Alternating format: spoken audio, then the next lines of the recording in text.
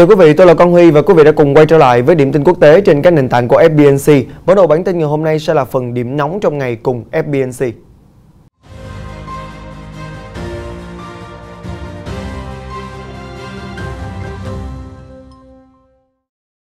Trong một động thái được quan chức Nhật Bản nhận định là khá lạc quan, Đài Loan mới đây đã nộp đơn xin gia nhập Hiệp định Đối tác Toàn diện và Tiến bộ Xuyên Thái Bình Dương CPTPP. Tuy nhiên, theo đài APC của Úc, Trung Quốc chắc chắn không thấy vui với điều này. Reuters hôm nay đưa tin 19 máy bay Trung Quốc vừa ồ ạt kéo vào vùng nhận dạng phòng không của Đài Loan. Cụ thể, Cơ quan Phòng vệ Đài Loan cho biết biên đội máy bay quân sự Trung Quốc gồm 12 tiêm kích J-16, 2 tiêm kích J-11, 2 oanh tạc cơ chiến lược H-6, 2 máy bay tuần thám săn ngầm Y-8 và một trinh sát cơ Y-8. Ngay lập tức, lực lượng phòng vệ trên không Đài Loan đã điều tiêm kích, phát cảnh báo qua sóng vô tuyến và kích hoạt các hệ thống tên lửa phòng không để giám sát. Vụ việc xảy ra cùng ngày chính quyền Đài Bắc nộp đơn xin gia nhập CPTPP. Chưa đầy một tuần sau khi Trung Quốc cũng nộp đơn gia nhập tổ chức này.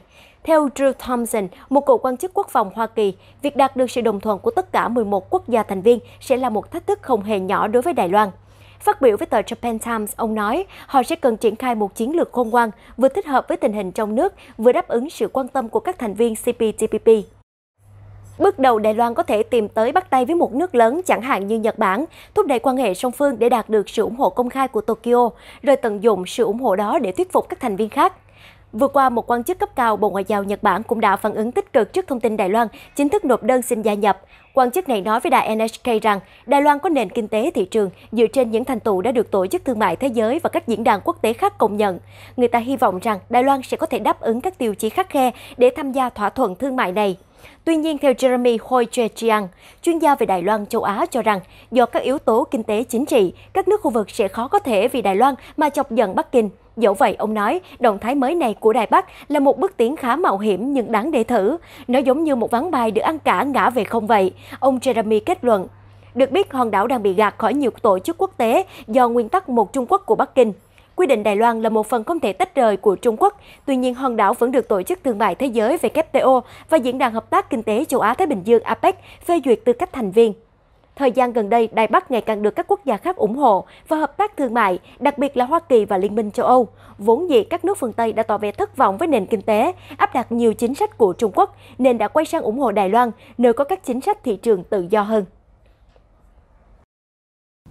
Chúng tôi vẫn sẽ tiếp tục cập nhật những điểm nóng khác trong các bản tin tiếp theo. Còn bây giờ, phần điểm tin nhanh về tình hình chính trường thế giới trong vòng 24 giờ qua. Mời quý vị cùng theo dõi.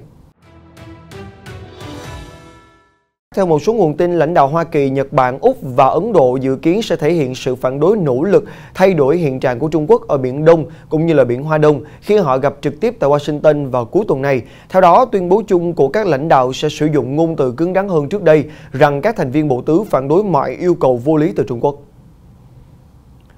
Cũng liên quan đến căng thẳng với Trung Quốc, Mỹ đang đẩy nhanh sản xuất máy bay ném bom tàng hình chiến lược B-21 Raider để đối phó với những thách thức từ đối thủ. Theo Bộ trưởng Không quân Mỹ Frank Kendall, Mỹ đang sản xuất 5 máy bay B-21, nhiều hơn báo cáo trước đó 3 chiếc. Mới đây, ông Sa Zhukan, cựu đại sứ Trung Quốc về giải trừ quân bị ở Liên Hiệp Quốc trong thập niên 90 cho rằng sớm muộn gì Trung Quốc cũng sẽ tham gia Hiệp ước Kiểm soát Vũ khí với Nga và Mỹ. Nhưng theo ông Sa thì Trung Quốc nên tính đến chính sách của mình về vũ khí hạt nhân do Mỹ đang tăng cường hiện diện quân sự ở châu Á-Thái Bình Dương và xem Trung Quốc là đối thủ chính yếu. Vừa qua, hai vị tướng đứng đầu quân đội Nga và Mỹ đã gặp nhau tại Phần Lan để bàn cách giảm rủi ro, hạn chế xung đột trong hoạt động tác chiến. Bộ Quốc phòng Nga cho biết cuộc hội đàm mang tính xây dựng và hai đại tướng đã thảo luận về các vấn đề chung mà hai bên quan tâm, bao gồm trấn an nhau về giảm rủi ro xảy ra sự cố bất ngờ trong hoạt động tác chiến. Thưa quý vị, Ủy ban Quốc vụ kiêm Bộ trưởng Ngoại giao Trung Quốc Vương Nghị mới đây cũng đã cho biết các biện pháp trừng phạt, phong tỏa tài sản hoặc là hạn chế khác đối với Afghanistan cần được dỡ bỏ càng sớm càng tốt. Ông nói dự trữ ngoại hối của Afghanistan là tài sản quốc gia thuộc về người dân và nên được sử dụng bởi chính người dân của họ, không nên được sử dụng như là một con bài thương lượng gây áp lực chính trị.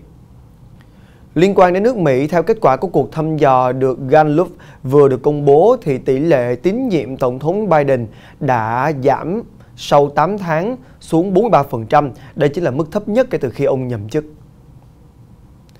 Đài NBC vừa cho hay Tổng thống Biden và người đồng cấp Pháp Emmanuel Macron đã điện đàm hôm 22 tháng 9 và xác nhận hai nhà lãnh đạo sẽ đối thoại trực tiếp vào tháng sau khi ông Biden sang thăm châu Âu. Cuộc điện đàm được tổ chức theo đề nghị của Nhà Trắng nhằm thảo luận các vấn đề liên quan đến thỏa thuận tàu ngầm giữa Mỹ, Anh và Úc.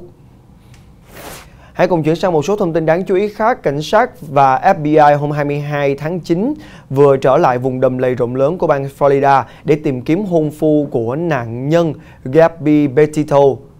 Trước đó một ngày thì kết quả khám nghiệm tử thi xác nhận thi thể ở vườn quốc gia bang Wyoming chính là nữ blogger du lịch 22 tuổi, được gia đình báo mất tích vào ngày 11 tháng 9. Mới đây, phụ tá thân cận với Tổng thống Ukraine Volodymyr Zelensky vừa trở thành mục tiêu tấn công trong một vụ mưu sát xảy ra vào hôm 22 tháng 9. Vụ việc xảy ra khi chiếc xe chở ông Sefir đã bị tấn công ở khu vực gần làng Lensniki, ngoại ô của thủ đô Kiev. Chiếc xe đã bị trúng hơn 10 phát đạn và ông Sefir cũng may mắn không bị thương, song lái xe đã bị thương nặng. Thưa quý vị, gần như toàn bộ 10.000 dân của thị trấn Thanh Lang, bang Chin đã vượt biên chạy sang Ấn Độ để tìm nơi lánh nạn sau khi các lực lượng vũ trang địa phương chiến đấu ác liệt với quân đội Myanmar. Tại bang biên giới Mizoram của Ấn Độ, một quan chức địa phương cho biết có hơn 5.500 người từ Myanmar đến lánh nạn chỉ trong vòng một tuần. Tiếp tục sẽ là một số thông tin về dịch bệnh. Các chuyên gia của Tổ chức Y tế Liên châu Mỹ cũng đã chia sẻ cảnh báo hôm 22 tháng 9 rằng các quốc gia trong khu vực và thế giới có thể sẽ tiếp tục đối mặt với các đợt bùng phát Covid-19 trong năm 2022, ngay cả khi số ca tử vong đã được giảm từ mức đỉnh điểm vào tháng Giêng năm nay. Vừa qua, Giám đốc Y tế của Anh, giáo sư Chris Whitty đã nói với các nhà lập pháp nước này rằng trẻ em đang là đối tượng dễ bị lây nhiễm Covid-19 nếu không được tiêm phòng. Hầu hết trẻ từ 12 tới 15 tuổi sẽ bị nhiễm vào một thời điểm nào đó. Truyền thông hôm nay đưa tin cảnh sát ở thành phố Melbourne của Úc đã bắt giữ hơn 200 người biểu tình sau khi các cuộc đụng độ xảy ra, khiến cho 2 sĩ quan bị thương. Các cuộc biểu tình diễn ra sau quyết định của chính quyền về việc bắt buộc sử dụng vaccine đối với công nhân xây dựng và đóng cửa một loạt công trường xây dựng từ hôm 21 tháng 9 do chưa đảm bảo các quy tắc quy định về phòng chống dịch. Chuyển sang một số thông tin về kinh tế. Thưa quý vị, vừa qua thì chính phủ Hoa Kỳ đã áp đặt các biện pháp trừng phạt đối với sàn giao dịch tiền điện tử Suez dựa trên cáo buộc rằng Suez có mối quan hệ với những kẻ tống tiền qua phần mềm độc hại ransomware, và đây chính là lệnh trừng phạt đầu tiên của Mỹ đối với một sàn giao dịch tiền điện tử.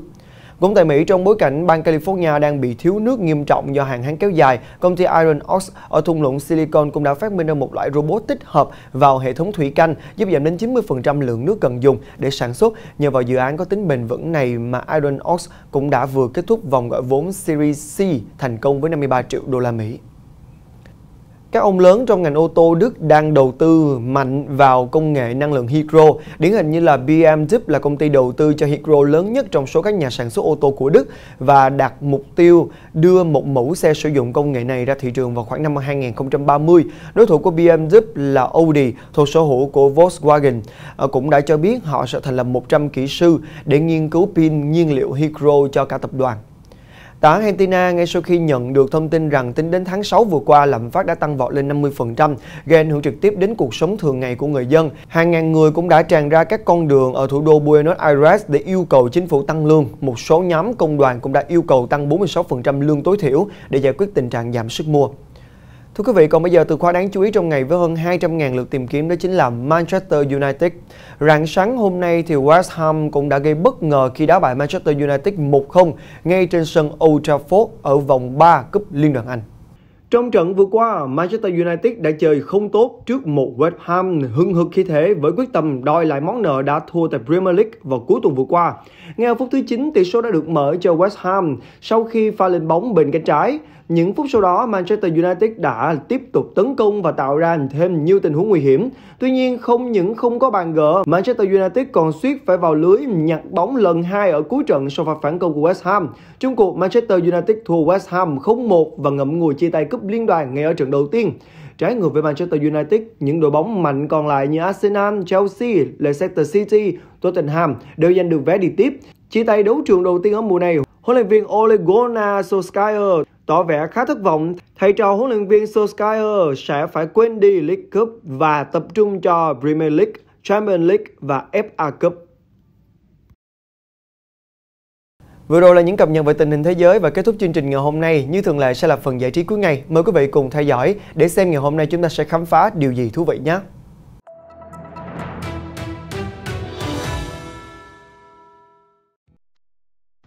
Giải mã siêu quậy Wally nổi tiếng với chuyến hành trình qua nhiều vùng biển châu Âu. Mới đây, người dân địa phương phát hiện Wally xuất hiện ở một thị trấn ven biển Iceland. Wally là một con hải mã Bắc Cực khổng lồ và đã từng khủng bố nhiều chủ thuyền trên biển Ireland suốt mùa hè năm nay. Wally làm hỏng nhiều chiếc thuyền chở khách, còn đuổi theo các du thuyền hay là úp các mô tô nước hạng sang. Nhưng bất chấp thói quen siêu quậy của Wally, người dân vẫn vui vẻ chào đón con vật này. Wally được cho là đã đi hơn 4.000 km từ Svalbard, miền Bắc Na Uy để đến quần đảo Anh. Các chuyên gia cho rằng nhiều khả năng con vật đã ngủ quên trên một núi băng trôi dạt và tiếp tục hành trình của nó bằng cách trèo lên các tàu thuyền đi ngang qua.